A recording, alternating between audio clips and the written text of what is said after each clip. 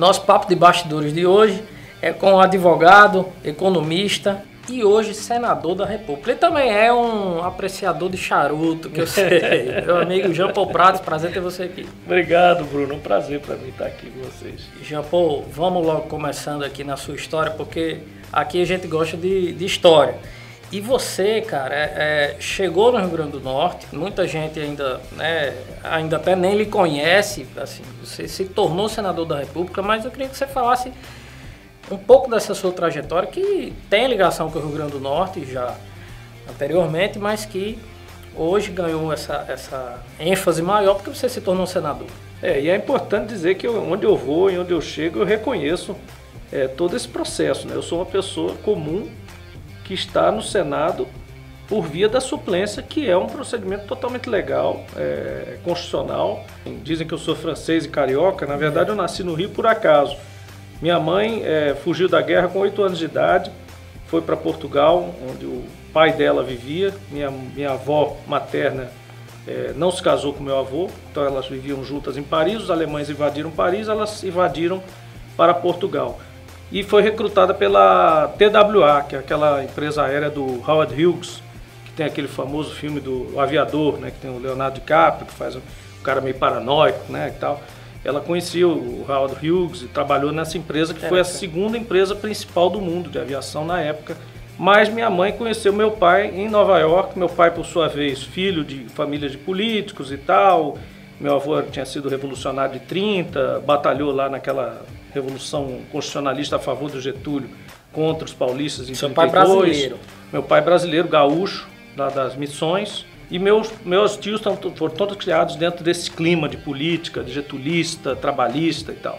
E, enfim, ele se envolveu com os governos Juscelino e Jango, chegou no auge da carreira dele de Ministério da Fazenda a secretário da Receita do Jango, quando houve então o golpe militar, e ele foi, como ele era um tecnocrata, não era um político, não exercia política, ele foi exilado, digamos assim, mas um exilado técnico na delegação do Tesouro em Washington. Foi lá que ele conheceu minha mãe. Se casaram lá e escolheram o Rio de Janeiro para morar. Ele gaúcho, ela francesa, disseram, vamos para o Rio, que a gente vai morar no Brasil. Era o tempo da Bossa Nova, Ipanema e tal, aquele negócio. Escolheram, tinham uma qualidade de vida assim para vender as coisas todas, vieram morar no Rio de Janeiro. E eu nasci assim 6 meses depois que eles chegaram. Então assim, essa é a minha vida em curto, né? Como é que eu cheguei aqui? E depois, trabalhando com petróleo, eólica, energia, etc., lá final dos anos 90, comecei a trabalhar no Rio Grande do Norte. E aí comecei a vir para cá com uma regularidade. Privada, né? Você sempre, tem uma história eu comecei minha carreira na Petrobras, no final dos anos 80, né, no jurídico da Petrobras, depois fui fazer mestrado fora em gestão de energia, alguns cursos técnicos, exploração, produção, refino do petróleo, tudo mais na área de petróleo, e na Universidade da Pensilvânia, gestão energética, gestão pública de energia e meio ambiente. Então, me especializei em energia e meio ambiente, né, e na França, na área de petróleo. Foram 2 mestrados em paralelo, praticamente conjuntos. E aí voltei, fundei a primeira consultoria brasileira de petróleo multidisciplinar, e eu vim para o Rio Grande do Norte, e me lembro que a primeira vez que eu fui recebido aqui foi por Garibaldi Alves e Fernando Bezerra, ele presidente da Fierne e o primeiro como governador do estado, e eu diretor temporário de uma empresa chamada Ranger Oil, que era uma empresa canadense que eu auxiliava, que tinha comprado uma parte do campo de pescado da Arabaiana.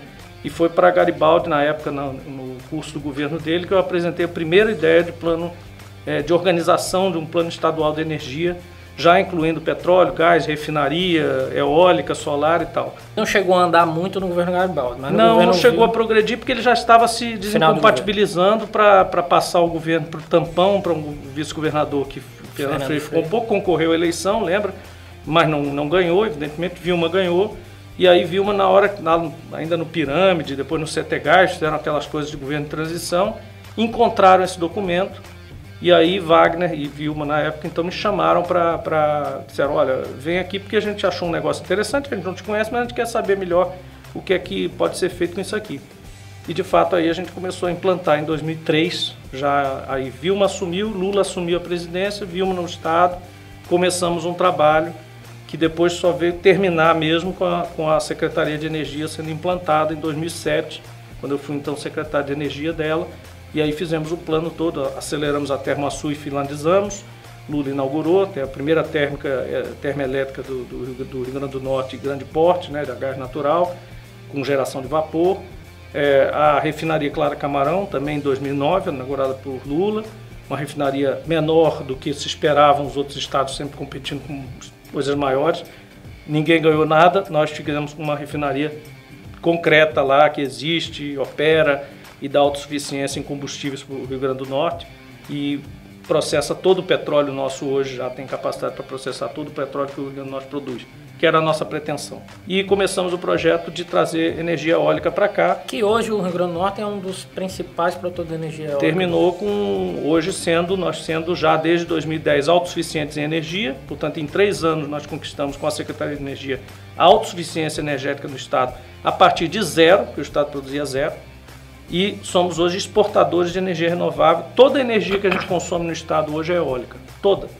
A gente exporta 2 vezes mais do que a gente consome, com 4 gigawatts instalados, líderes nacionais em energia eólica e com as melhores empresas do mercado mundial estabelecidas no Rio Grande do Norte. Isso é importante, porque às vezes você desenvolve um setor, mas desenvolve com o 2º escalão, o 3º escalão.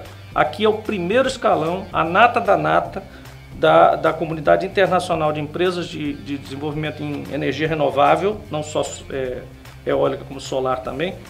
A nata da nata, a elite dessas empresas está estabelecida no Rio Grande do Norte. Portanto, projeta um potencial, uma alavancagem muito maior de investimentos automaticamente pelas expansões dessas empresas. Mas de onde entra a política nessa sua história? Essa coisa da política ela é um pouco latente, né? Ela não morre nunca, né? Eu fui militante do PDT na minha juventude, de final de colégio, início de faculdade, na UERJ, faculdade pública, estadual, de Direito.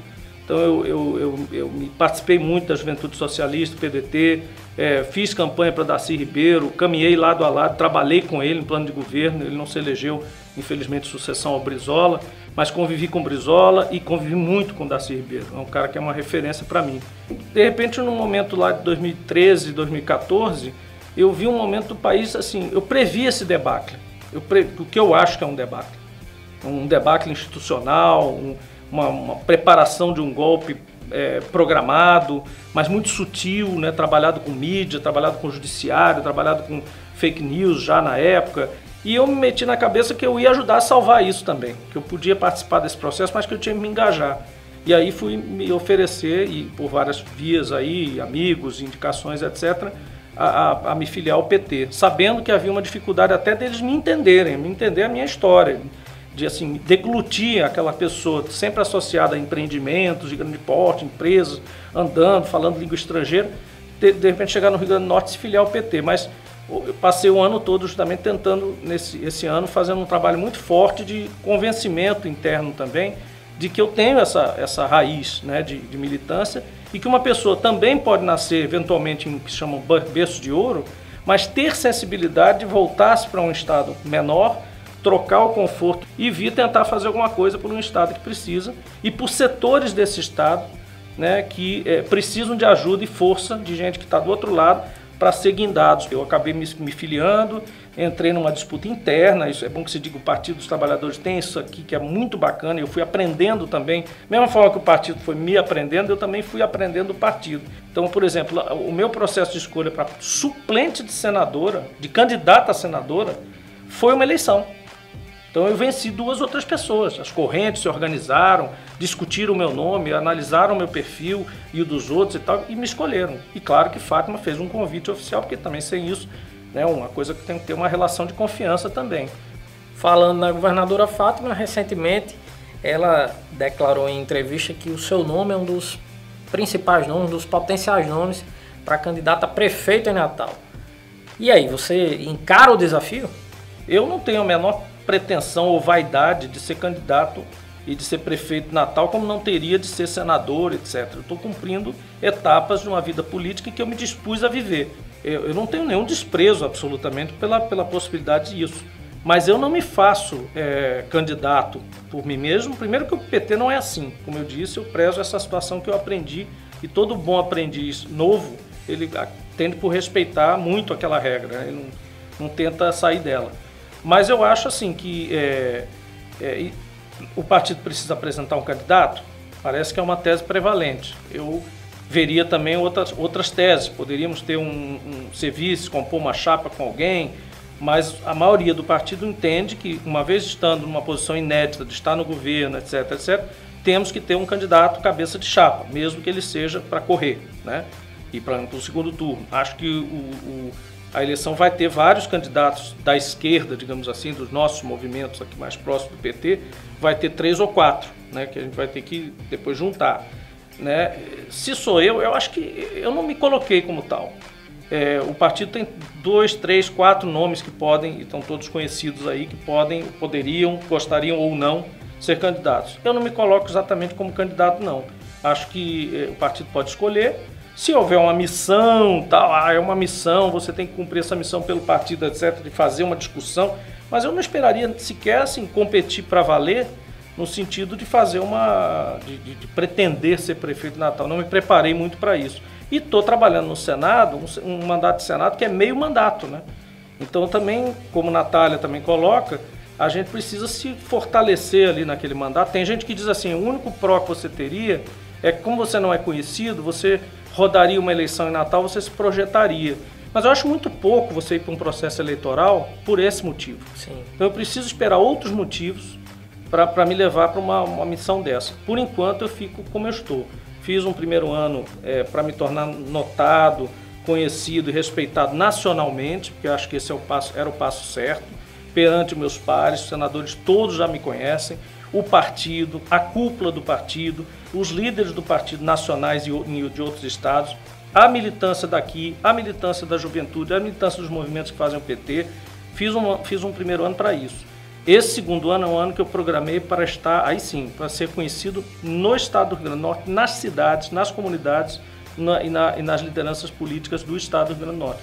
Vou tentar fazer isso. Recentemente eu recebi essa revista aqui, achei bastante interessante, uma revista de prestação de contas do seu mandato, né? Um ano de bastante trabalho, não é isso? A revista é bem pesada, inclusive a gente fez de propósito, bastante texto, para trazer todo o arcabouço aí das coisas que a gente fez, desde leis nacionais importantes, como a relatoria da Lei Geral das Ferrovias Nacionais, até medidas específicas nos estados. Em relação a recurso, eu acho que eu posso me gabar, digamos assim, de ter trazido aí recursos excepcionais, porque nós tivemos aí direito a mais ou menos 31 milhões, 15 individuais e 16,5 que foi a coletiva que a gente dividiu para todo mundo por igual, daria mais ou menos 31, 32 milhões para cada parlamentar em geral, né?